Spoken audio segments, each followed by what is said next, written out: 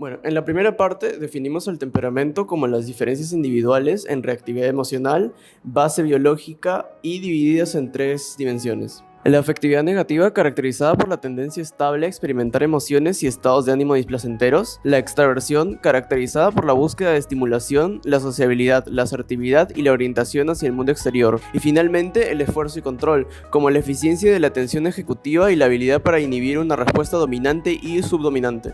Definimos la personalidad como los temperamentos sumado con las dimensiones cognitivas que se desarrollan mediante la experiencia, y con esto presentamos dos posturas que compiten entre sí: el innatismo, que dice que la base biológica es el determinante primario, y el ambientalismo, que dice que el entorno moldea activamente y regula cómo esa base se expresa y qué resultados produce.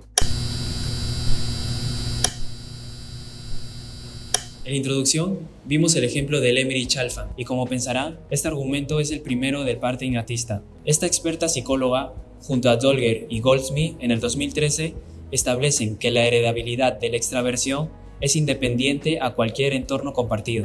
La muestra viene de Wisconsin Twin Project, en la que se analizó 807 pares de gemelos con una edad media de 7.93 años. Cuando comparas pares de gemelos idénticos que comparten el 100% de sus genes con pares de gemelos fraternos que comparten el 50% y los dos grupos fueron criados en el mismo hogar, cualquier diferencia sistemática entre los dos tipos de pareja tiene que venir de los genes, porque el ambiente es el mismo. Esto permite separar el efecto genético del efecto ambiental, con una precisión que los estudios de muestras normales no pueden alcanzar. De los 3 hallazgos en el estudio, se revelaron efectos genéticos aditivos significativos sobre la extraversión, mientras que las influencias ambientales compartidas resultaron no significativas como predictoras del rasgo. Por otro lado, el componente genético de la extraversión mostró mayor peso explicativo en familias con mayor nivel de desorganización ambiental. Esto se denomina interacción gen-ambiente. ¿Qué quiere decir? Quiere decir que cuando el ambiente es más caótico, los genes suelen reaccionar más a este ambiente.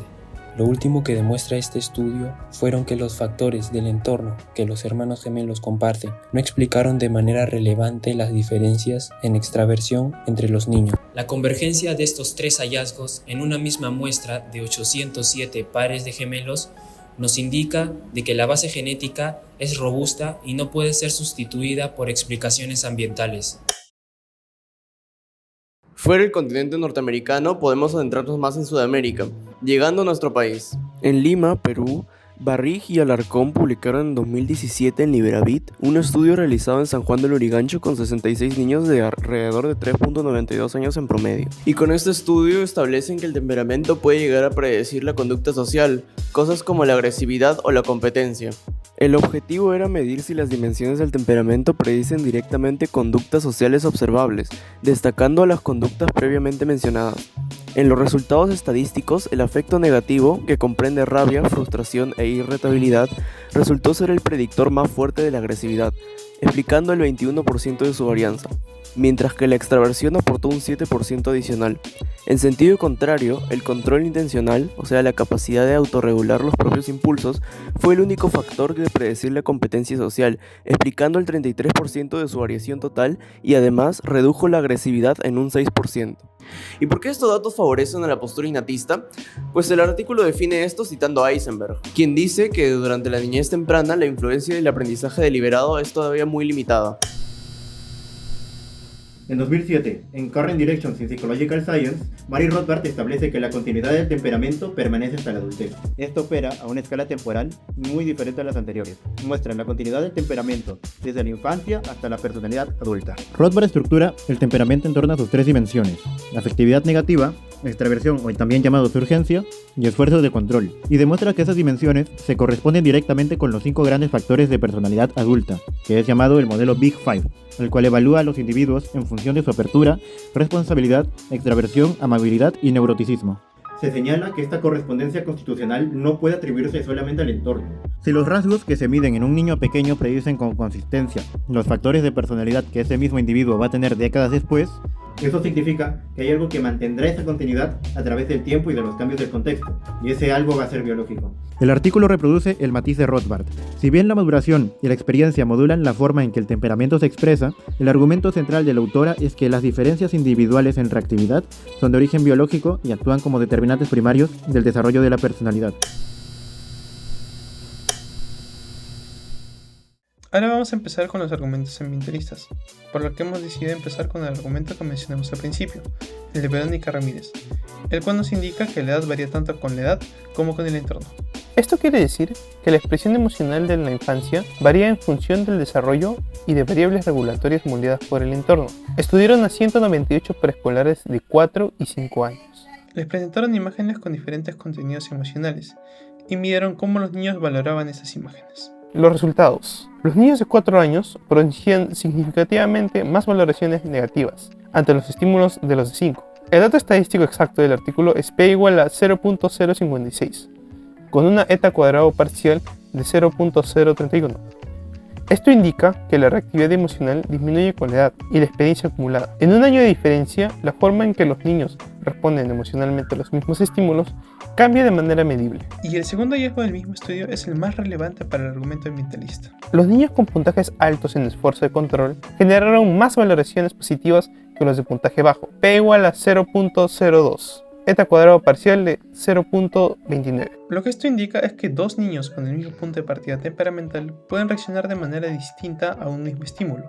Esto depende a cuánto esfuerzo de control hayan desarrollado.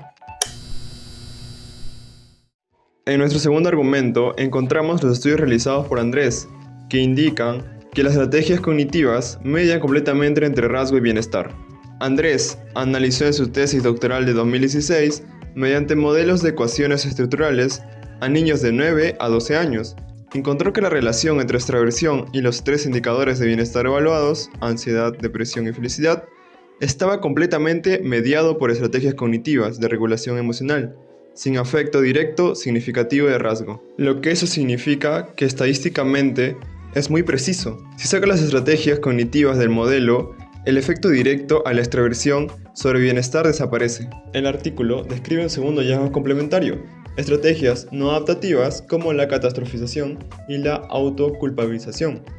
Medieron parcialmente la relación entre el neuroticismo y entre las mismas variables de bienestar. Eso significa que un niño con alta reactividad emocional que aprende a rumiar va a tener peor bienestar que uno que aprende a reevaluar positivamente la misma experiencia. Concluye que dado que esas estrategias son entrenables e intervenibles, el ambiente, en particular la crianza y la educación emocional, resulta ser el factor con mayor capacidad real de modificar resultados psicológicos. En el tercer argumento, Charo Simões indica que la crianza construye la regulación desde el inicio. Antes de que el niño tenga conciencia de sus propias reacciones, antes de que pueda nombrar lo que siente, Charo Simões, Mancini, Wesen Bozzi, Gao Galvagno y Pedrón presentaron en 2024 en la Revista Interamericana de Psicología una revisión sistemática de 42 estudios empíricos que valoran la contribución de las conductas parentales sobre la regulación emocional en niños de 0 a 36 meses. Los hallazgos son consistentes. Comportamientos del cuidador como la sensibilidad, la gentileza, el conocimiento de las emociones del niño y el tiempo compartido se desarrollan consistentemente con una mayor regulación emocional, específicamente con el desarrollo del control esforzado y con una disminución de expresiones de reactividad emocional. Es la misma dimensión que en el estudio de Barrich, y Alarcón explicó el 33% de la varianza en la competencia emocional, y el estudio de Charo Simões indica que esta dimensión puede ser promovida mediante intervención parental en los primeros meses de vida. Si esa dimensión puede ser construida activamente por el entorno, entonces el entorno no actúa como un modulador del temperamento innato, sino como su principal arquitecto funcional durante la primera infancia. Y bien, entrando en la recta final del video, recopilando todos los argumentos, en el bloque innatista tenemos la investigación de Lemer y Chalfont, con su estudio de 807 pares de gemelos, que demuestra que el ambiente compartido no predice la extraversión y que la heredabilidad se intensifica en entornos caóticos. Barrich y Alarcón, con 66 niños de Lima, muestran que el afecto negativo explica el 21% de la varianza en agresividad, la extraversión el 7% adicional y el control intencional del 33% de la competencia social. Rothbard demuestra que la correspondencia directa entre las 3 dimensiones temperamentales infantiles y los 5 factores del Big Five adulto están estrechamente relacionadas, por ende, el Big Five es mayormente temperamental. Mientras que en el bloque ambientalista, Ramírez nos demuestra con 198 preescolares que los de 4 años tienen más valoraciones negativas que los de 5, con un valor P igual a .0,56 y que el esfuerzo de control predice valoraciones positivas con valor a P igual a .020. Andrés demuestra mediación completa de las estrategias cognitivas entre extraversión y bienestar, sin efecto directo del rasgo. Y Charo Simaes, en 42 estudios, demuestra que la sensibilidad y la gentileza del cuidador constituyen el control esforzado desde los primeros meses. Por lo que ahora llegó la parte de decir con qué postura nos quedamos. Después de analizar todas las fuentes que recopilamos, haber hecho mención de cada una de ellas y valorar todos sus puntos de vista y estudios, nuestra postura final es que ninguna de ellas responde en su totalidad nuestra pregunta. La realidad es que en ambos artículos ninguno demuestra en su totalidad lo más radical para dar una correcta postura dirigida a sus puntos de vista. En el innatismo, falla al no explicar cómo niños con perfiles temperamentales similares presentan trayectorias emocionales distintas según las condiciones de crianza, mientras que en el ambientalismo falla al ignorar que la base genética de rasgos, como la extraversión, tiene efectos aditivos en que el ambiente no puede cambiar. Tras todo este estudio, respondemos a nuestra pregunta principal, pero a partir de ello surgen nuevas dudas. ¿Cuál es el periodo crítico en el que la intervención ambiental tiene mayor capacidad de modificar rasgos de alta heredabilidad, como la afectividad negativa?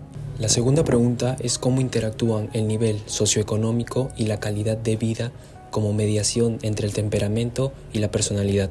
Si este video te hizo pensar distinto en cómo se forma la personalidad de un niño o la tuya propia, déjalo en los comentarios. Y si conoces a alguien que trabaja o convive con niños, compártele esto, le será de suma utilidad. Dado esto, nos vemos hasta un próximo video. Chao.